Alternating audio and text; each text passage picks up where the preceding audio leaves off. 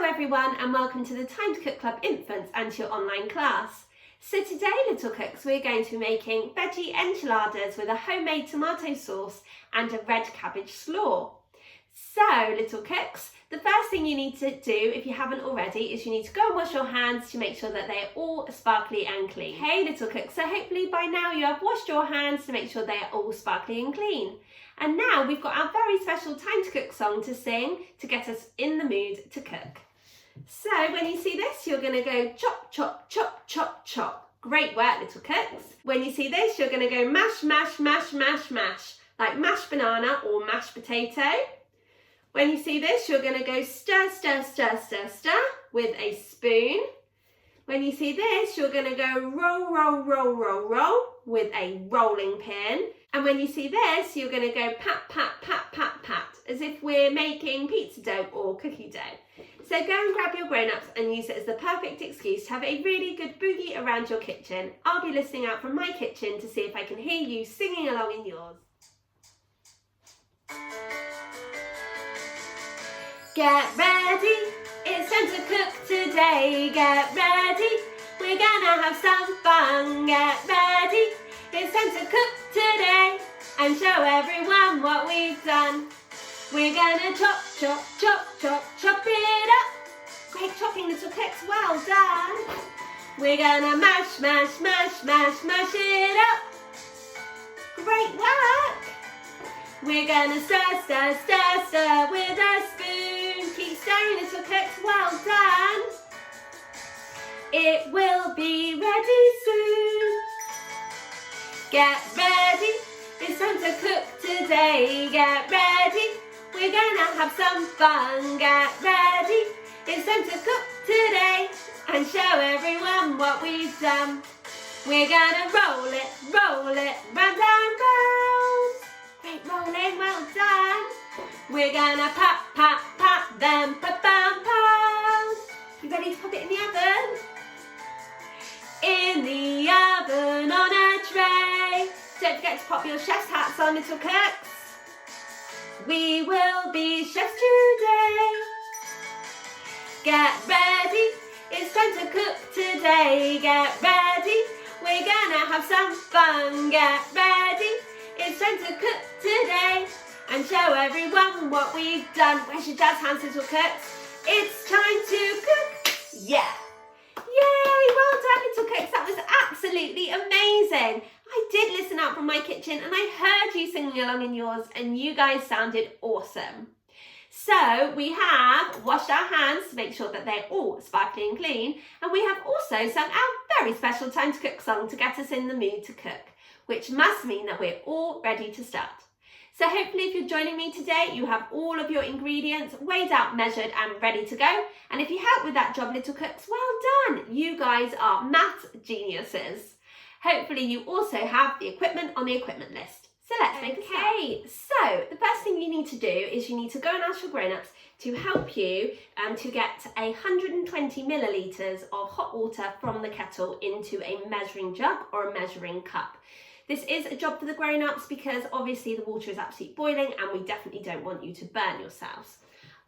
Working with your grown-up, you're then going to dissolve your vegetable stock pot or your vegetable stock cube in the boiling water, okay? So you can pop it in, obviously being really, really careful because you don't want to burn your fingers. And then with a spoon, you're just going to stir that stock pot or stock cube until it dissolves in the water. As I said, go nice and slow when you're stirring, otherwise that hot water might kind of spit out at you, okay? So you're aiming to not have any kind of big lump at the bottom. Great work, little cooks, well done. Okay, so we're just going to basically add in all the ingredients for the homemade tomato sauce into our bowl. So the first ingredient to go in is either your chopped tomatoes, your tin of chopped tomatoes, or if you're using it, your passata. And we're just going to pour that straight into our bowl, like so. We're going to add that vegetable stock cube that we've just dissolved and pour that stock in. We're then going to get our tomato puree, and we need 2 tablespoons of tomato puree. So this comes out a little bit like toothpaste, okay? So you need to squeeze your tomato puree and then pop it into the mixing bowl, okay? So we're using 2 tablespoons. It can get a little bit tricky to squeeze, so you might want to ask a grown-up to help you with this job, or pop your spoon down on the table. Okay. Great work, little cooks, well done. You're also going to add 1 tablespoon of olive oil, and I would really suggest measuring out any herbs or spices or oil over a separate bowl or container before you add it to your mixing bowl. This way, if you add too much, then you're not spoiling the rest of your ingredients. So it's just 1 tablespoon. Okay, we're going to pop that in. And we're also going to add 1 teaspoon of apple cider vinegar. We're going to add 2 teaspoons of chili powder. Remember to measure this out over a separate bowl or a cup if it's not pre-measured. And if you like your food extra spicy, then of course you can add a little bit extra. We're going to add a teaspoon of cumin.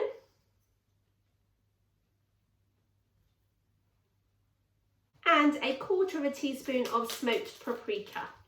So when you're popping these spices in, you might want to give them a good sniff. Maybe not such a big sniff with the chili powder because it might go right up your nose, but it's always nice to explore the ingredients that you're adding to your mixing bowl. You're going to add 1/2 teaspoon of oregano. You're going to add a pinch of cinnamon. You're also going to add a pinch of salt and a pinch of pepper just to season.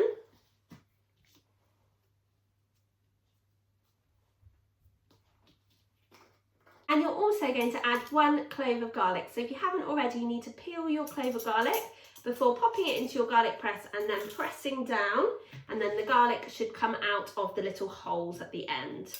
Now, if you don't have a garlic press, don't worry, you could just cut up your garlic into very, very thin slices.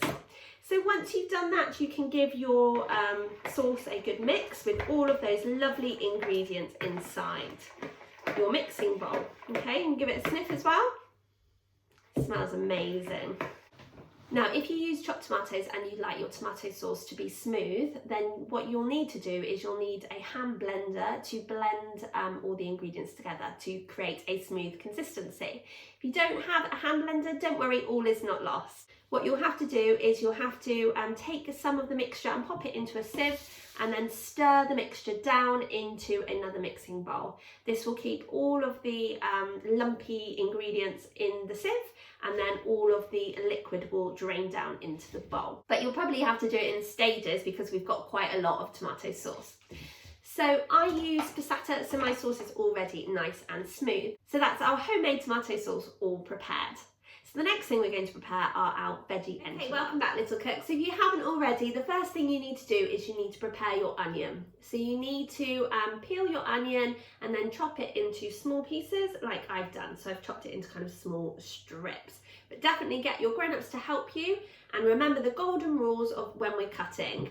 So that is that we're cutting on a chopping board, we're watching what we're doing at all times, and we're keeping our fingers well away from that sharp blade. Okay, the next vegetable we're going to be preparing is our pepper. And what we're going to do is we're going to cut all the way down through the pepper, and then we're going to pull it apart so you'll be able to see the stalk and the seeds. You're then going to cut around the stalk, okay, and that should remove a lot of the seeds anyway. We're going to make sure that we've got all of the seeds out of the pepper by turning it over and giving it a good pat. Okay, so pat, pat, pat. And just make sure that there's no seeds left in the pepper. And we're just going to do the same on the other side, so you can just take it out with your fingers really. Any kind of white bits inside, and then any seeds, and then turn it over and give it a good pat to make sure you've got them all out. And I'm just going to cut the top off mine, okay, just to neaten off the edges, that one's fine. And then what I'm going to do is I'm going to cut my pepper into strips. So I'm going to cut it in half, and then I'm just going to keep cutting it until I've cut it into long strips. Now, if you would prefer, you are more than welcome to use scissors to do this job. Okay, but remember, like I said before, just to keep your fingers well away from the blade. So just keep moving your fingers back and out of the way. Okay, so join me back here when you cut up your other half of the pepper, and we'll continue with our recipe together. Welcome back, little cooks. So hopefully by now you have prepared your pepper.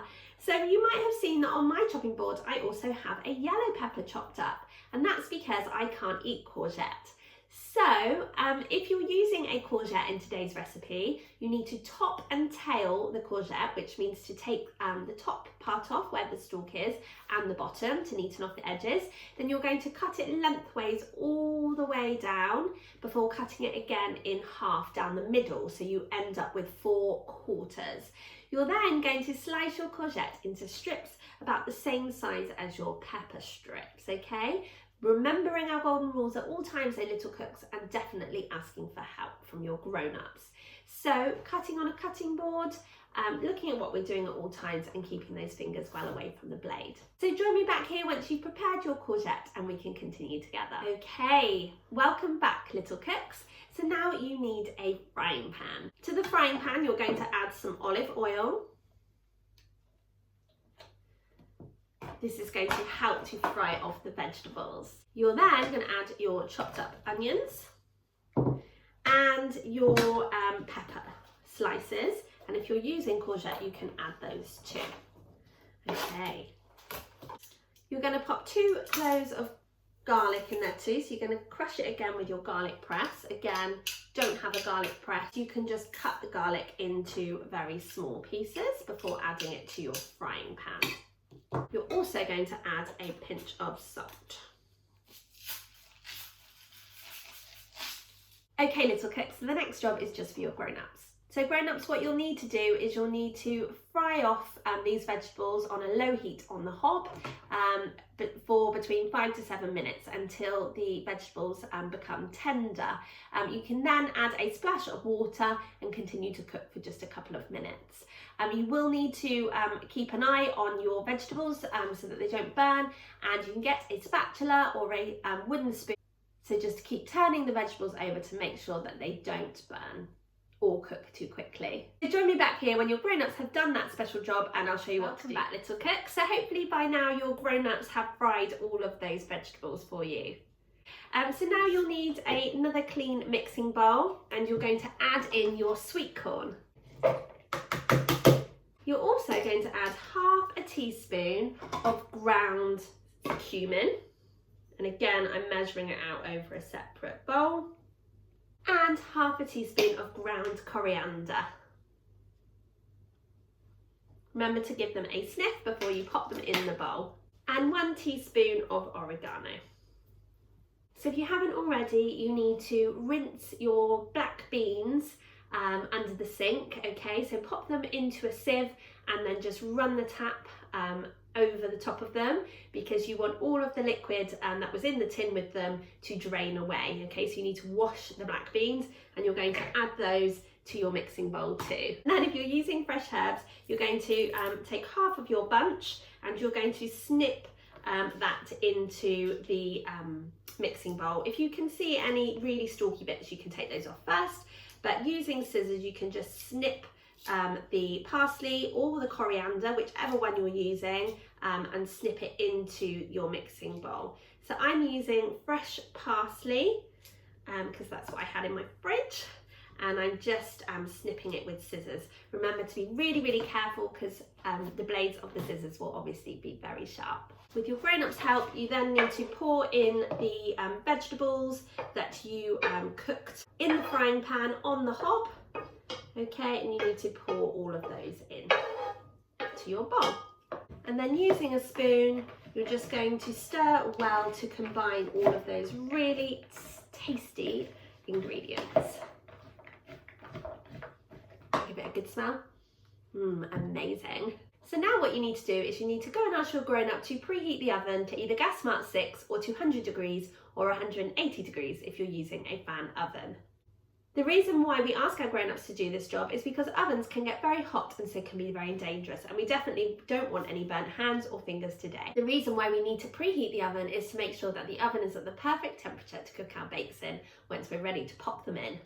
So now what you need to do is you need to get your oven dish that you're using, and you need to get some butter or margarine, and you're just going to grease your baking dish with margarine or butter. Okay, this will just stop the wraps, the enchiladas, from sticking. Okay, like so. You don't need to plaster it on. Okay, we just want a really thin coat. Great work, little cooks, well done. You're then going to get your homemade tomato sauce that you prepared earlier, and you're going to place half of it into the baking dish. Okay, so it's just a kind of guesstimate, but we're going to pour half of it in to make a base layer. So if you haven't already done so, you need to grate your cheddar cheese. Okay, so be careful when you're grating your cheese because the blades of the grater will be really sharp. So all you need to do is you need to gently stroke your cheese down the side of the grater, and if you look in the middle, you'll be able to see the cheese filling up in the middle. If you have a grater which is just one side, you can hold the handle of the grater and just stroke the cheese down your grater, but it's really, really important that you keep your fingers away because we don't want any grated fingers. So now we're ready to assemble our wraps. So we're using 6 mini tortilla wraps today, and what we're going to do is you're going to take 2 tablespoons of your mixture and pop it down the middle, don't know if you can see this, sorry, down the middle of your wrap, like so. Try and get a bit of variety of vegetables in there if you can. You're then going to pop 1 tablespoon of cheese down the middle too. You're then going to wrap the tortilla wrap really tightly, like so, okay, and pop the join line down facing the bottom of your dish, and you're going to pop that on top of the tomato sauce. And you're just going to repeat that until you have filled all 6 of your wraps. So it's 2 tablespoons of vegetable mix, 1 tablespoon of cheese, okay, and then roll them up tight. So what I do when I'm rolling them up, sorry, I'll show you, is I actually push the mixture to one side and then roll it up really, really tight, like so, with the join mark down, okay, and then pop them into your dish. Now don't worry if some of those ingredients come out, that's fine, okay? It will normally mean that you just filled them a little bit too much. So just keep going until you have filled all 6 of your enchiladas, and I'll tell you what to do. Okay, welcome back, little cooks. So hopefully by now you have rolled up your 6 enchiladas. So now what you need to do is you need to pour the rest of your tomato sauce all over the top of your tortillas, like so. And then what you need to do is you need to mix some your parmesan cheese, in with the remaining grated cheddar cheese. And you're just going to give those 2 cheeses a good stir to make like a cheese mix. And you're going to pop this cheese, sprinkle it on top of your dish, like so.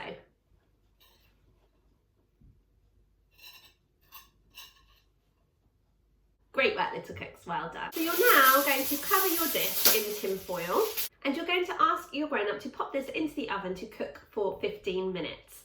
After 15 minutes grown-ups, you can take the tin foil off of your dish and continue to cook your veggie enchiladas for another 10 minutes to allow the cheese to melt and to go a lovely golden brown. So once your enchiladas have been cooked, you can, grown-ups, you can serve them up. You can sprinkle on any remaining fresh parsley or coriander that you have, sprinkle that on top, and you can serve it with sour cream and Mexican slaw. And we popped the recipe for the Mexican slaw onto your ingredients sheet.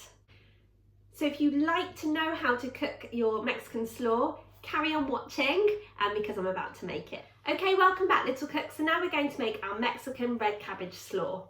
So what you need to do is you need to get your grown-up to boil the kettle and fill a cup or small bowl with some boiling hot water, pop a little bit of salt in, and then you're going to get your finely sliced onion and pop it into the water just to soften. So be really careful when you're putting your onion into the water that you're not throwing it in, because otherwise hot water is going to splash on your hand. So definitely ask your grown-up to help you with this job. But you're just going to leave the finely cut onion in the hot water just to soften for a few minutes, okay? So you can use a spoon and just make sure that that red onion is completely covered in boiling hot water, and then you're just going to leave it to one side. So you need to wash your 1/8 of a red cabbage, and then you're going to shred the cabbage, which means basically cutting it into very, very small pieces, okay? That's what shredding is.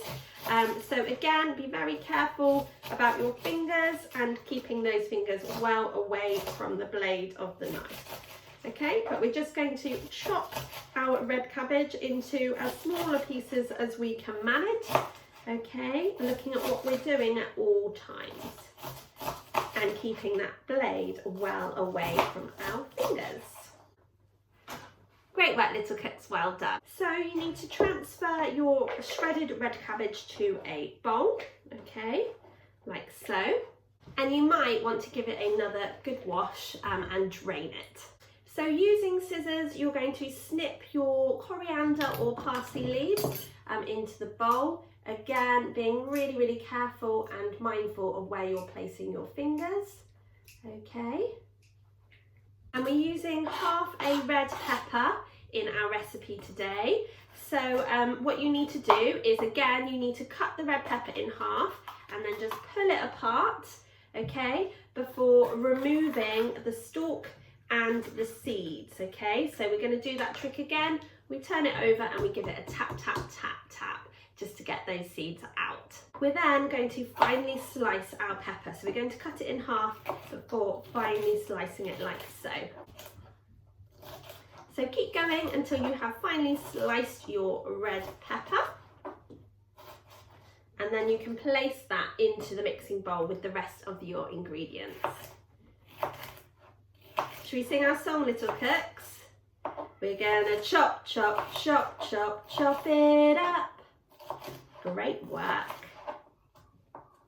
So then the next ingredient that we're going to prepare is our lime. We're going to chop it in half, so we're going to get our rainbow bridge and chop it right over the top. We're going to leave one half and then we're going to chop the other half into slices. So it's probably easier if you chop chopped side down, okay, because it's less likely to slide around everywhere on your board. Okay, so just keep chopping your lime, that half a lime, into slices, sorry. And then if you've got a kind of knobbly bottom, then you can always chop that out. So now what you're going to do is, with the other half of the lime, you're going to grate the lime zest, which is basically the skin of the lime. You're going to grate the lime zest into the mixing bowl. As I said before, when we're using the grater, just be careful that you're not grating your fingers, okay, when you keep turning the lime around, okay, to make sure that you've grated all of that lovely zest, and it will create a really lovely citrusy smell as you're grating it. And you'll be able to tell which bits that you've already grated, because those bits will be like a white colour rather than a lovely vibrant green.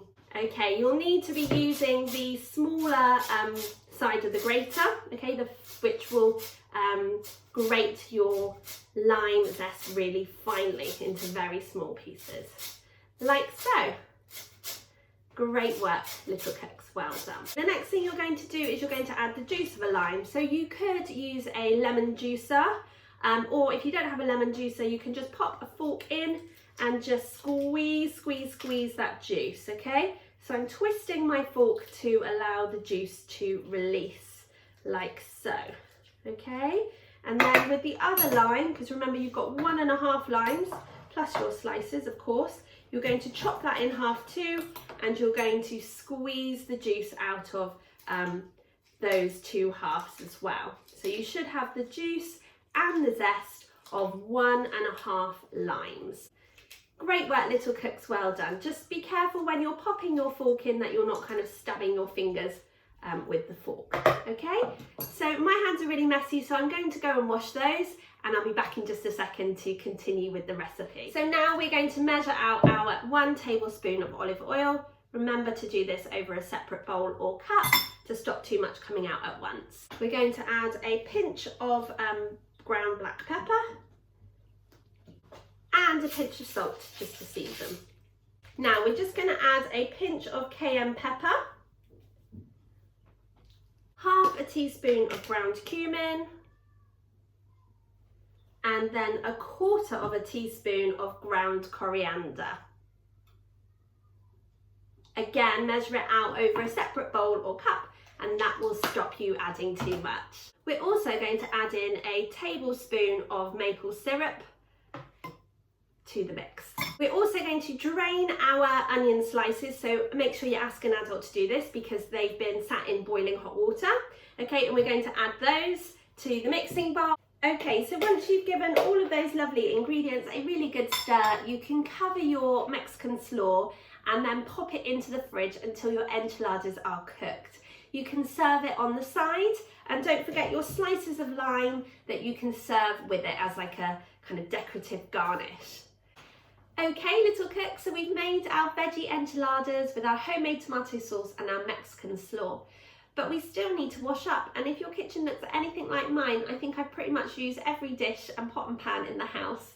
So if you would like to join me for the washing up song, you will need a washing up bowl filled with warm soapy water, a dishcloth, a tea towel, and just a couple of items to wash up, nothing sharp or dangerous. Grab your grown up and use it as the perfect excuse to have a boogie around your kitchen. Don't forget to bring your best dance moves too.